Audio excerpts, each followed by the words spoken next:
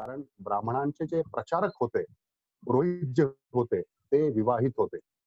ब्राह्मणांचे प्रचारक कोण, पुरोहित कोण होते? ते ब्राह्मण होते, ते विवाहित होते, त्यांच्या बायका होती, पोरं होती. घरात आले की ते बाप व्हायचे, पती व्हायचे. काही त्यांचं व्यवसाय करायचे. धोतर घातलं, जानवं सोडलं की लगेच पुरोहित झाले, टिळा लावला तर. है की नाही? तर त्यामुळे ते आयडेंटिफाय होणं शक्य नव्हतं, की बाबा हा पुरोहित आहे का, प्रचारक आहे का. आणि घरामध्ये डायरेक्टली त्याच्या पत्नीवरती, त्याच्या मुलांवरती, मुलांवरती म्हणजे पुढच्या जनरेशनवरती हे त्याचे संस्कार ऑटोमॅटिकली त्या मुलांना मिळायचे. इथं भिक्खू फक्त जर प्रचारक जर असतील, तर तो मुलगा कधी जाणार विहारामध्ये, कधी धम्माचं श्रवण करणार, कधी ते संस्कार घेणार, किंवा भिक्खू कधी येणार आपल्या घरी, किती वेळा येणार. जर विवाहित उपासक जर प्रचारक असेल, तर तो त्याच्या जीवनामधून, त्याच्या जगण्यामधून डायरेक्टली इनडायरेक्टली धम्माचे संस्कार जे आहेत त्याच्या मुलांवरती, त्याच्या नातेवाईकांवरती, तो ज्या ठिकाणी कामाला आहे त्या ठिकाणी कामाच्या आजूबाजूच्या लोकांवरती हा डायरेक्ट इनडायरेक्ट त्याचा प्रचार चाललेला असतो. तो अधिक प्रभावी असतो. म्हणून डॉक्टर बाबासाहेब म्हणतात की विवाहित उपासक उपासिका पाहिजे, जे समाजामध्ये असतात, समाजामध्ये राहतात, समाजातील दुःखांशी ते झुंजत असतात, त्यांच्या वैयक्तिक दुःखांशी ते झुंजत असतात आणि त्या दुःखांशी झुंजण्यासोबत धम्माचा ते उपयोग करत असतात. त्यामुळे डायरेक्ट प्रचार प्रसार त्यांच्या माध्यमातून चांगला होऊ शकतो. हे याचा विचार करून डॉक्टर बाबासाहेबांनी भारतामध्ये विवाहित उपासक उपासकांची प्रचार यंत्रणा निर्माण करायला सांगितलेली आहे. ओके, तर जे कोणी भिक्खूंची यंत्रणा निर्माण करत आहेत, काही हरकत नाही, चांगली गोष्ट आहे, आपला त्याला साधुवाद आहे. पण बाबासाहेबांनी आपल्याला जबाबदारी कोणती दिलेली आहे? विवाहित उपासक उपासिकांची प्रचार यंत्रणा. त्यामुळे आपलं प्रथम कर्तव्य जे आहे ते विवाहित उपासक उपासिकांची प्रचार यंत्रणा निर्माण करण्यासाठी आहे. हा, दुसरं ठीक आहे, भिक्खू पण आहेत, आम्ही त्यांना आदर करतो, सन्मान करतो, काही हरकत नाही. पण जबाबदारी झटकायची नाही. अरे ते भिक्खू आहेत ना प्रचार करायला, आपल्याला काय गरज पडली आहे, असा समज मनात आणायचा नाही. ही जबाबदारी आपल्यावर दिलेली आहे बाबासाहेबांनी, आपण त्या जबाबदारीचं पालन करून प्रचार करायचा आहे. ओके. तिसरी या संदर्भात बाबासाहेब अजून एक म्हणतात की हे प्रचारक जे आहेत, या प्रचारकांना प्रशिक्षण घ्यावं लागतं. त्यांच्या संसारातील बऱ्याच जबाबदाऱ्या बाजूला ठेवून काही काही वेळेस धम्माचं काम करावं लागतं. म्हणजे कार्यकर्त्याबद्दल बाबासाहेब म्हणतात की हजार आकर्षणे बाजूला ठेवून कार्यकर्त्याला समाजसेवा करावी लागते. हे काम काही सोपं नाही आहे. हा, लष्कराच्या भाकऱ्या भाजण्यासारखं हे काम असतं कोणत्याही कार्यकर्त्याचं, कोणत्याही धम्मप्रचारकाचं. हा, तर तो हे काम स्वेच्छेने करत असतो, आनंदाने करत असतो. एक जबाबदारी, एक कृतज्ञता म्हणून, एक जाणीवेचं भान असतं त्याला, समाज जाणीवेचं भान म्हणून हे काम करत असतो. आणि ह्या कामाची जाणीव समाजाने ठेवणं गरजेचं आहे, बाबासाहेब सांगतात. म्हणून जे हे काम करत असतात त्यांच्या अर्धवेळ किंवा पूर्ण वेळ एक मानधन किंवा एक मोबदला तरी, बाबासाहेबांनी शब्द वापरलेला आहे की त्यांना सॅलरी नका देऊ त्यांच्या कामासाठी, पण त्यांच्या मेहनतीचा मेहनताना तरी द्या. म्हणजे काय म्हणतात बाबासाहेब की त्यांना सॅलरी नका देऊ, धम्मप्रचारकांना देत असाल तर अधिक उत्तम, पण ऍटलिस्ट ते जे मेहनत घेत आहेत धम्म पोहोचवण्यासाठी, त्या मेहनतीचा मेहनताना तरी द्या. एक ऍटलिस्ट जाण्या येण्याची जरी त्यांची तरतूद जरी झाली एवढी, तेवढं तरी पुष्कळ झालं त्याचं. हे समाजाकडून त्यांना मिळणं आवश्यक आहे. हे बाबासाहेब त्या तिसऱ्या पॉइंट मध्ये मेन्शन करतात धम्मप्रचारकांना, की त्यांना थोडं का होईना पण ते मानधन देण्याची जबाबदारी समाजाने घेतली पाहिजे. आज आपण पाहतो समाज दान इमारती बांधण्यासाठी देतो, समाजदान जयंत्या जोर जोराने करण्यासाठी देत असतो, समाजदान फ्लेक्स लावण्यासाठी किंवा बऱ्याचशा अशा शोच्या वस्तू करण्यासाठी देत असतो. पण त्या धम्मप्रचारकांना जर त्यांचं मानधन देण्यासाठी दान जे बाबासाहेबांनी केलेलं आहे, ती व्यवस्था समाज अजूनही करू शकलेला नाही, जी बाबासाहेबांनी सांगितलेली आहे. तर त्या योग्य पद्धतीची जर धम्मप्रचार यंत्रणा निर्माण झाली तर ऍटलिस्ट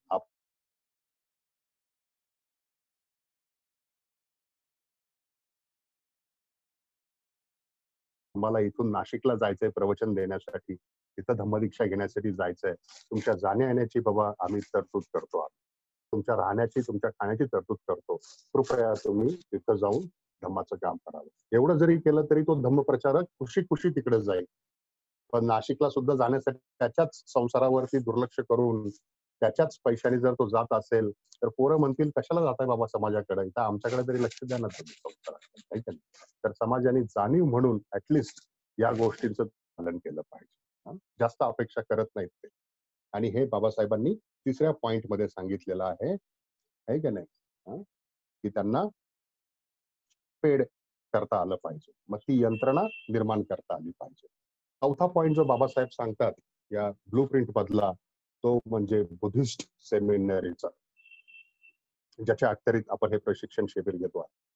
बुद्धिस्ट सेमिनरी म्हणजे ही अशी रेसिडेन्शियल प्रशिक्षण यंत्रणा की जिथं तुम्ही या प्रचारकांना बोलवू शकता, जिथं त्यांचं रेसिडेन्शियल प्रशिक्षण घेऊ शकता, धम्मामध्ये त्यांच्या व्यक्तिमत्वामध्ये त्यांचा विकास करू शकता आणि हे प्रशिक्षण झाल्यानंतर धम्मामध्ये पारंगत झाल्यानंतर ते आपापल्या ठिकाणी जाऊन धम्माचा प्रचार प्रसार करते. हे आहे उद्दिष्ट बुद्धिस्ट सेमिनरीचं. मग अशी बुद्धिस्ट सेमिनरी मागच्या 60 वर्षांमध्ये निर्माण झालेली नाही. 1955 साली डॉक्टर बाबासाहेब आंबेडकरांनी जपानला एक पत्र लिहिलं होतं. तर जपानची जी बुद्धिस्ट संस्था आहे ती तयार झाली होती भारतामध्ये बुद्धिस्ट सेमिनरीचे निर्माण करण्यासाठी. त्यावेळेस बाबासाहेब आंबेडकरांना बँगलोर 5 एकर जागा मिळाली होती. त्या 5 एकर जागेवरती आता वेगळंच काहीतरी निर्माण झालेलं आहे, काही अतिक्रमण देखील झालेलं आहे, पण तिथं बुद्धिस्ट सेमिनरी निर्माण होऊ शकली नाही, जी 1955 साली बाबासाहेबांनी योजली होती. तर आता आपण प्रामुख्याने धम्माचा जर प्रचार करायचा असेल तर धम्म प्रचारक पाहिजेत. धम्म प्रचारकांच्या निर्मितीसाठी बुद्धिस्ट सेमिनरी पाहिजे. म्हणून बुद्धिस्ट सेमिनरीच्या अखत्यारीमध्ये आपण हे प्रशिक्षण शिबिर सुरू केलेली आहेत, ज्याच्यामध्ये तुम्ही आम्ही सगळे सहभागी झालेलो आहोत. तर बुद्धिस्ट सेमिनरीचं हे महत्व तुम्ही आम्ही सगळ्यांनी लक्षात ठेवलं पाहिजे आणि त्याच्या माध्यमातून आपण हे प्रशिक्षण राबवले पाहिजे. शेवटचा पॉइंट आहे बाबासाहेबांचा, तो म्हणजे की दर रविवारी विहारात जाण्यासाठी बाबासाहेब सांगतात. दर रविवारी समाज आणि एक विहारात जायचं नाही, सहकुटुंब. आपण पाहतो ख्रिश्चन लोक सहकुटुंब त्या चर्चमध्ये जात असतात. पण आपण विचार करतो प्रॅक्टिकली की बाबा आपल्या वस्तीत कुठेतरी एक ते पत्र्याचं विहार बांधलेलं असतं. तिथला अध्यक्ष एकदम राजकीय असतो, तो गर्विष्ठ असतो किंवा अहंकारी असतो, असे काही बरेचसे प्रॉब्लेम आपण पाहतो. अरे कशाला जायचं तिथे, मग काय तिथं धम्म सांगणार आहे. आणि जे धम्म सांगतात ते सुद्धा एकदम अशा भाषेत धम्म सांगत असतात की त्यांनाच धम्माचं ज्ञान नसतं किंवा धम्माचं आचरण नसतं ते त्यांना. तर त्यांच्याकडून काय कोण धम्म ऐकणार आहे. अशी परिस्थिती विहारांची झालेली आहे, अशी परिस्थिती धम्म प्रचारकांची देखील झालेली आहे. तर काल सत्येंद्रजी तेलतुंबडे यांनी ध्येय उद्दिष्ट जी सांगितली होती त्याच्यामधलं दुसरं उद्दिष्ट बाबासाहेबांनी सांगितलं होतं, बुद्धिस्ट टेम्पलची निर्मिती. भारतामध्ये असंख्य विहारांची निर्मिती झालेली आहे, पण मी म्हणतो त्या विहारांची निर्मिती बाबासाहेबांनी सांगितल्यानुसार झालेली नाही. आणि याला रेफरन्स म्हणून तुम्हाला मी बाबासाहेबांचं उदाहरण देतो. तुम्ही म्हणाला अहो असं काय सांगताय, किती विहारे निर्माण झालेली आहेत आणि तुम्ही म्हणता नाही झाली. मी म्हटलं नाही झाली. मी तुमचं बाबासाहेबांचं एक वाक्य सांगतो विहारांबद्दलचं, लक्षात घ्या. बाबासाहेब म्हटले बौद्ध विहारांची निर्मिती झाली पाहिजे, पण ती विहार अशी असली पाहिजेत, काहीतरी भव्य दिव्य इमारत असलेली ती विहार पाहिजेत. आणि रस्त्याने आजूबाजूनी जाणारा व्यक्ती म्हटला पाहिजे, ही कसली एवढी मोठी इमारत आहे. त्या भव्यतेने तो तिथं दिपून गेला पाहिजे आणि त्या इमारतीमध्ये जाण्याची त्याची इच्छा झाली पाहिजे. बौद्धाची नाही, दुसऱ्या माणसाची. अशा पद्धतीची भव्य दिव्य कन्स्ट्रक्शन असलेली इमारत बाबासाहेबांना विहार म्हणून पाहिजे होतं. हे बाबासाहेबांचा रेफरन्स आहे. आणि ते म्हटले ऍटलिस्ट सुरुवातीला 4 प्रमुख शहरांमध्ये भारतातल्या, म्हणजे दिल्ली, कोलकाता, चेन्नई, मुंबई, आता तर खूप सारखी शहरं झालेली आहेत. तर या शहरामध्ये ऍटलिस्ट एक असं स्ट्रक्चर पाहिजे जे भव्य दिव्य असलं पाहिजे. चर्च तुम्ही पाहिलेलं असेल, आम्ही गोव्याला ट्रिपला जर गेलो तर आवर्जून चर्च पाहण्यासाठी जातो. हा विचार करत नाही की ते ख्रिश्चनांचं आहे, पण आवर्जून चर्च पाहण्यासाठी जातो की बाबा तिथे एवढं भव्य दिव्य कसं काय बांधलेलं आहे, काय त्याची ती आर्किटेक्चरल ड्रॉइंग आहे, डिझाईन आहे, ते पाहण्यासाठी जातो. तो इम्पॅक्ट पडावा म्हणून बाबासाहेबांनी विहार सुद्धा त्या पद्धतीचे बांधण्यासाठी सांगितलेलं आहे. झालेलं आहे का तसं एक विहार भारतामध्ये? एखाद दुसरं उदाहरण जर सोडलं तर तशी विहार झालेली नाहीत. त्यामुळं जर विहार जर बांधायचे असतील, आता हे लगोलग होणार नाही विहार अशा पद्धतीचं बांधणं. हा, आपल्याला पहिल्यांदा लोकांच्या पर्यंत हे पोचवावं लागणार की बाबा बाबासाहेबांनी काय नियोजन केलं होतं. त्या पद्धतीत त्यांची मानसिकता बनवावी लागणार आहे आणि मग हे घडून येणार आहे. पण या मागच्या 60 वर्षांमध्ये हे विचारच पोचवले जर गेले नाही तर लोकांचा काय दोष राहिला? लोकांनी त्यांना जमल त्या पद्धतीने बनवलं ना, आहे का नाही? पण कमी कुठं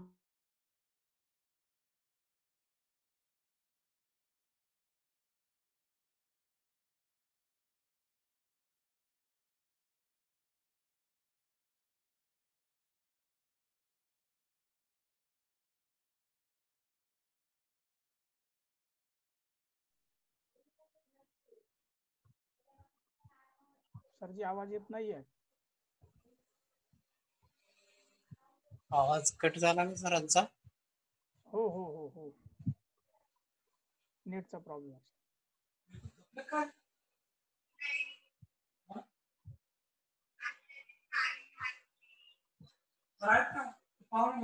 किती महिन्याचं करायचं आहे?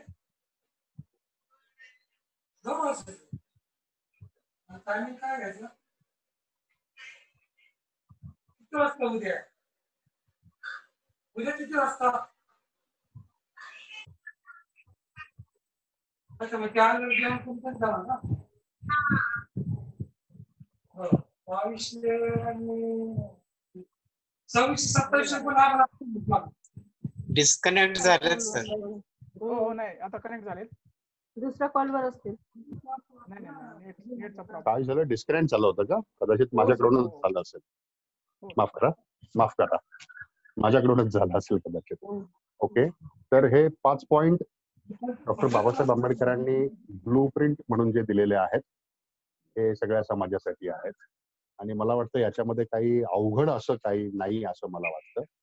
आपल्याला फक्त या 5 पॉइंटवर काम करायचंय. 10 ध्येय उद्दिष्ट दिलेली आहेत. सिंपल. धम्म समजण्यासाठी ग्रंथ दिलेला आहे. सिंपल, समजून घेऊ. काही मला समजलं नाही, काही तुम्हाला समजेल. दोघांनी शेअर करून ग्रंथ समजून घेऊ आणि दीक्षा विधी, बाकीचे संस्कार विधी, प्रचार यंत्रणा ही निर्माण करून लोकांपर्यंत पोहोचूया. याच्यात काहीही उघड नाही असं मला वाटतं. तर आजचं हे सेशन मी इथं थांबवतो. आयुष्यमान बाळासाहेब गायकवाड पण आलेले आहेत. त्यांच्याकडून ऍक्च्युली तुम्ही हे सेशन ऐकणार होता. कदाचित त्यांनी याच्यामध्ये आणखीन 2-3 पॉइंट ऍड करून तुम्हाला सांगितले असते. ते थोडं आवर्त घेतलेलं आहे असं मला वाटतं. जर काही पॉइंट राहिले असतील तर बाळासाहेब तुम्ही ऍड करा. जर तुम्हाला कुणाला शंका असतील तर त्या जरूर विचारा. नाही, पॉइंट काय सर ऍड करायचे तसे राहिले नाही. आता तुमच्याकडून कुणाला काय आवाज शंका तुमचा आवाज करतो. जर कुणाला शंका असतील तर जरूर तुम्ही व्यक्त करा. काही ऍड करायचं असेल तर जरूर सांगा. काही बोलायचं असेल तर हात वर करून दाखवा, म्हणजे मी त्यांना. हॅलो, संध्याकाळी मला इव्हिनिंगला 6 वाजता बोला ससानी साहेब. तरी 6 वाजता हो वाचली का? 6 वाजता नाही यायचं का? 6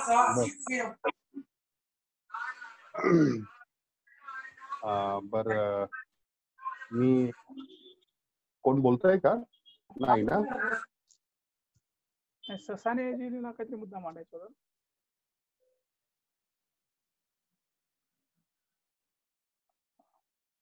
ससानेजी बोलताय त्यांचा त्यांचा आवाज आवाज आवाज येत नाहीये. ससानेजींचा आवाज येत नाहीये. हो ससानेजी, हा ससानेजी बोला ना. नाही आवाज येत तुम्ही, आपण काय करू, कालपासून तुमचा आवाज येत नाही आहे. तुम्ही इंडिपेंडेंटली डॉक्टर राजाराम बडगे यांच्याशी संपर्क करा झूम वरती आणि नेमका प्रॉब्लेम कुठे आहे ते चेक करून घ्या. हा नाही, आवाज तुमचा येत नाही. बडगे सर, तुम्ही हो. भास्कर ससाने यांच्यासोबत नंतर झूम वरती जॉईन व्हा. Okay, okay sir. नंतर जॉईन व्हा आणि कुठे हो. प्रॉब्लेम आहे ते पहा. कारण परवापासून ते बोलतात आहे पण त्यांचा आवाज येत नाही. त्यांना ते कळून जाईल ते. ओके, अजून कुणाला बोलायचं असेल? विजया मॅडम, मिश्रा मॅडम, तुम्ही अनम्यूट करून बोला तुमच्या मोबाईल. हा हा ठीक आहे सर. ओके, बरं, ही बुद्धिस्ट टेम्पलची निर्मिती करायची आहे आपल्याला. ओके. तर आपल्याला गव्हर्नमेंट कडून जागा मिळवायची आहे, बरोबर ना? गव्हर्नमेंट कडून जागा मिळवायची आहे. नाही, बाबासाहेबांनी तर असं सांगितलं नाही की गव्हर्नमेंट कडून जागा घ्या. मी असं बऱ्याच लोकांकडनं मी ऐकते आहे की बुद्धिस्ट टेम्पलची जागा आपल्याला गव्हर्नमेंट कडनं मिळते. बर बर, जर मिळते का? जर मिळत असेल, आता पूर्वी तशी लोकांनी काय केलेलं आहे, गायरान जमिनी ज्या होत्या तर त्यावरती अनधिकृतपणे काही लोकांनी कब्जा केला किंवा काही लोकांनी तिथल्या ग्रामपंचायतीच्या ठराव करून की बाबा ही जमीन अशी अशी आम्हाला या बुद्धिस्ट विहारासाठी द्या, अशा पद्धतीत सरकारला मागणी केली. तर पण मला वाटतं आता गायरानच्या जमिनी यासाठी मिळत नाहीत असं माझी रिसेंट इन्फॉर्मेशन आहे. दुसरी गोष्ट, डॉक्टर बाबासाहेब आंबेडकरांनी असं अजिबात सांगितलं नाही की सरकारकडे बाबा जमिनीसाठी हात पसरा, असं सांगितलेलं नाही. जर सगळ्या लोकांनी, त्या शहरामधल्या जर लोकांनी त्यांचे रिसोर्सेस, जास्त म्हणत नाही मी, पण प्रत्येकाने फुल ना फुलाची पाकळी अक्षरशः 100 रुपये जरी दिले असते, म्हणजे आता पुण्यामध्ये जर साधारण एक 5 ते 6 लाख जर बौद्ध असतील तर 100 रुपये जरी प्रत्येकाने दिले तरी तुमचं जागाच काय, इमारत देखील बांधून होतं. बरोबर सर. जास्त लोड नाही. पण यासाठी काय आहे की सगळे जण त्यासाठी आले पाहिजे. तर सगळ्यांना समजलं तरी पाहिजे की बाबा हे सांगितलंय, पत्र्याचं विहार किंवा छोटंसं विहार बांधण्यासाठी सांगितलं नाही. एकाच ठिकाणी ते मोठं भव्य दिव्य विहार बांधा की जिथं सगळा समाज येईल. तर ही माहिती आपल्याला पोहोचवायची आहे. पण जर तुमचे शासकीय संबंध चांगले आहेत, शासनातील काही अधिकाऱ्यांशी संबंध तुमचे जर असतील, त्यांच्या माध्यमातून तुम्हाला जर जागा मिळत असेल, जरूर घ्या, काही हरकत नाही. म्हणजे शासनाकडनं जागा मिळते असं समजायचं आपण. मिळत असेल तर जरूर घ्या, असं काही नाहीये की त्याला नाकारण्याचा काही पॉइंट आहे. पण प्राधान्याने सर्व समाजाच्या सामुदायिक प्रयत्नातून निर्माण झालेलं जे काही गोष्ट आहे ती चांगली असते, ती उत्तम असेल. बरं, मला शंका होती. ओके मॅडम, धन्यवाद. अजून कोण आहे? सर, शासनाकडून जागा विहारासाठी जागा समाज मंदिरासाठी मिळते. हो, समाज मंदिर, बरोबर. ती बुद्ध विहारासाठी मिळत नाही. हो, बरोबर.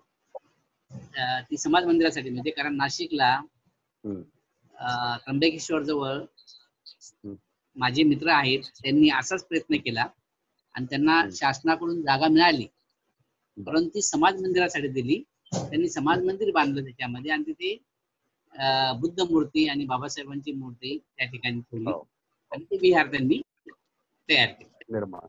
एकदा समाज मंदिर म्हणून ज्या वेळेला बांधकाम होतं त्याचा उपयोग आपण कशासाठी करायचा तो आपल्यावरती आहे, बरोबर. पण ती ट्रस्ट स्थापन ती जागा मिळत असते.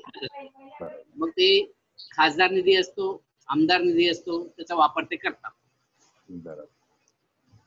माझी माहिती अशी आहे. बरोबर आहे तुमचं. बरोबर आहे, पण तिथं चर्च सारखं तेवढी मोठी इमारत बांधून होईल का? मला तरी नाही वाटत. नाही असं नाही होत. असं नाही होणार. छोटे तर छोटे विहार आपल्याला लक्षात ठेवलं पाहिजे, आपल्याला लक्षात ठेवलं पाहिजे, बाबासाहेबांनी महत्वाच्या ठिकाणी विहार बांधायला सांगितली आणि ती भव्य दिव्य असली पाहिजे. तर आपण, मला वाटतं, लगेचच विहार बांधण्याच्या ह्याच्यामध्ये पडायला नको. पहिल्यांदा काय संकल्पना आहे बाबासाहेबांची ती लोकांपर्यंत पोहोचवू, हे प्रचार यंत्रणा निर्माण करू आपण, आणि लोकांची मानसिकता झाल्यानंतर त्या लोकांच्या माध्यमातून ते नक्कीच विहार बांधली जातील. ओके, उगाचच आपलं झोपडी वजा काही बांधून कुठं करण्यात आलं. विश्लेषण केलेला जो विचार आहे साहेब, हा, तो विचार लोकांपर्यंत जाणं खूप गरजेचं आहे. कारण मी सुद्धा 10 वर्ष झाले या मोहिमेमध्ये काम करतो, परंतु तुम्ही जे विश्लेषण केलं ते मी ऐकलं नाही कुठे. ते पहिल्यापासून तुमच्याकडून ऐकलं. हा, हा. आणि नाही, आणि अनेक पुस्तकं वगैरे वाचलीत, बरोबर, पण मला हे विश्लेषण ऐकायला वाचायला मिळालं नाही. अतिशय सुंदर तुम्ही मार्मिक विश्लेषण केलेलं आहे. जी उद्दिष्ट आहे ते उद्दिष्टांवरती तुम्ही बोललात, आणि जी मार्गदर्शक तत्व जी आहेत धम्माचा प्रचार आणि प्रसार करण्याची, ते सुद्धा तुम्ही अगदी सुंदर आणि व्यवस्थितपणे आज डोक्यात बसले पूर्ण. नाही, आणि हे लोकांपर्यंत जाईल, त्यावेळेला समाज जागृत होईल की आपण कोणत्या दिशेने चाललो आणि दिशा काय आहे, बरोबर, दिशा आपल्याला कोणती सांगितलेली आहे आणि आपण चाललो कुठे, हे नक्कीच. तुम्ही ज्या भावना व्यक्त केल्या निकम साहेब, मी खूप खूप आभारी आहे आम्ही तुमचा. प्रयत्नशील. तुम्ही ज्या भावना व्यक्त केल्या, विश्वास करा, माझ्या देखील त्याच भावना निर्माण झाल्या होत्या ज्या वेळेस मी हे पुस्तकं वाचली होती बाबासाहेबांची. मी म्हंटल की बाबासाहेबांनी सगळं दिलेलं आहे, सगळं दिलेलं आहे. आपल्याला आपलं मनातलं सांगायची आवश्यकताच नाही, फक्त त्यांचं प्रामाणिकपणे ते वाचायचंय आणि ते लोकांच्या समोर ठेवायचंय, समजेल अशा भाषेमध्ये. पण लोकांनी ते न वाचता काही भलतंच अजून वाचून ते सांगत होते ती लोक. आता त्याच्यामध्ये चुकी काय की हे प्रामाणिकपणे हे वाचलं गेलं नाही. तर हे जे मी सांगतोय ते माझ्या डोक्यातलं शून्य आहे. हे फक्त जे बाबासाहेबांनी सांगितलंय त्यांच्याच भाषेमध्ये मी फक्त तुमच्यापर्यंत ठेवतोय. बाकी माझे त्याच्यात काहीही योगदान नाही आहे. जे आहे ते सगळं बाबासाहेबांचं आहे. अजून कुणाला काही पॉइंट्स आहेत का? हॅलो, हा हा हॅलो, सचिन सर. हा, बोला ना, कोण आहे? हा, आई रे बोलतो. हा, बोला. हा, कसं होतं, मी बौद्धाचार्य आहे. एखादं कुटुंब अगदी हिंदू धर्माचा पांगडा बसलेला, देवदेव करणे वगैरे बाकीच्या गोष्टी करते, हिंदू हिंदू म्हणून वागतं, परंतु फक्त लग्न बौद्ध पद्धतीने हवं असतं त्यांना. लग्न झालं, बौद्ध पद्धतीने लग्न करून घेतल्यानंतर पूर्ण जागरण गोंधळ, देवदेव, पूर्ण आयुष्य ते हिंदू धर्मानुसार वागतात. पुन्हा त्यांच्या घरात मौत असली की त्यावेळी पुन्हा त्यांना बौद्धाचार्य लागतो ती विधी करण्यासाठी. मग ते आपण करावं की नाही, बौद्ध पद्धतीने मग करावं की नाही? बर, हे पहा, मी तुम्हाला चांगला प्रश्न तुम्ही विचारला.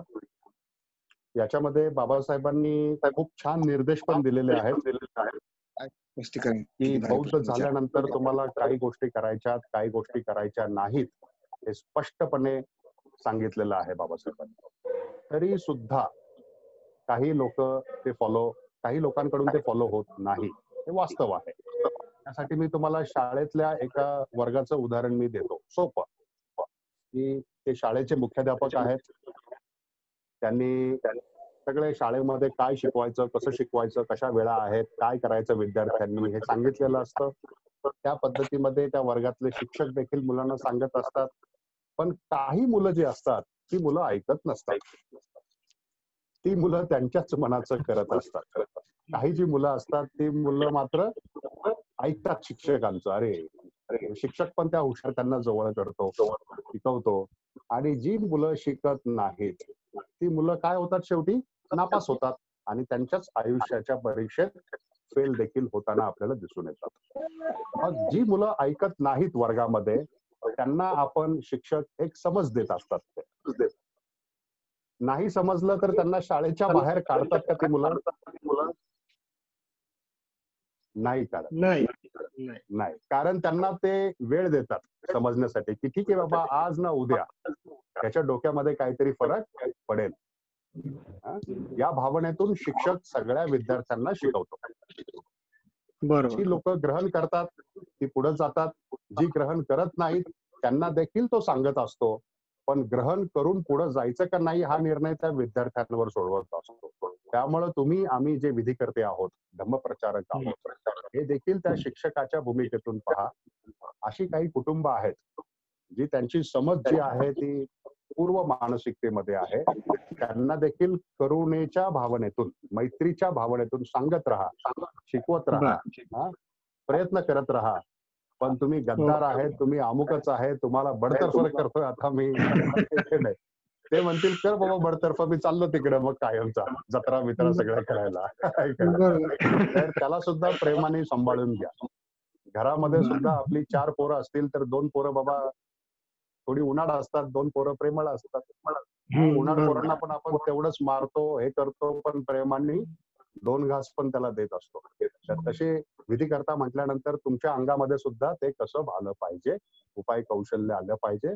समाजातील काही पूर्व मानसिकता असलेल्या लोकांना जरूर सांगा, जरूर त्यांना तिथं उपदेशाचे डोस द्या, पण प्रेमाने सांभाळून पण द्या. आज ना उद्या ते सुधारते. ओके, धन्यवाद धन्यवाद.